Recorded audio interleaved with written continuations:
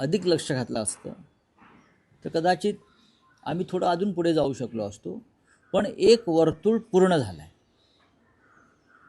बरं का. एक वर्तुळ पूर्ण झालं. लोकसभा, विधानसभा, नगरपालिका आणि महानगरपालिका याच्या पुढे आता एकनाथ शिंदे सरकणार नाही. यापुढे त्यांचं रोज अधपतन आणि घसरण सुरू होईल. एमआयएमची ताकद वाढताना पाहायला मिळते. जवळपास 100हून अधिक जागा त्या एमआयएमनं.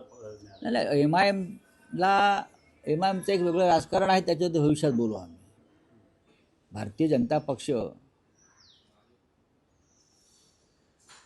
देशभरामध्ये कोणत्या प्रकारचं राजकारण करत आहे आणि आम्हाला हिंदुत्व शिकवत आहे याच्याविषयी मला भविष्यात आम्हाला बोलावं लागेल. आम्ही बोलू. पण एमआयएमची ताकद जर वाढली असेल तर लोकशाही मार्गाने जिंकून आलेले लोक आहेत ते. संभाजीनगरला मला वाढलेले दिसते, मुंबईत दिसते, अन्य काही मालेगावला दिसते. बघू ना आम्ही. राऊतसाहेब, पण महापालिका निवडणुका झालेल्या आहेत.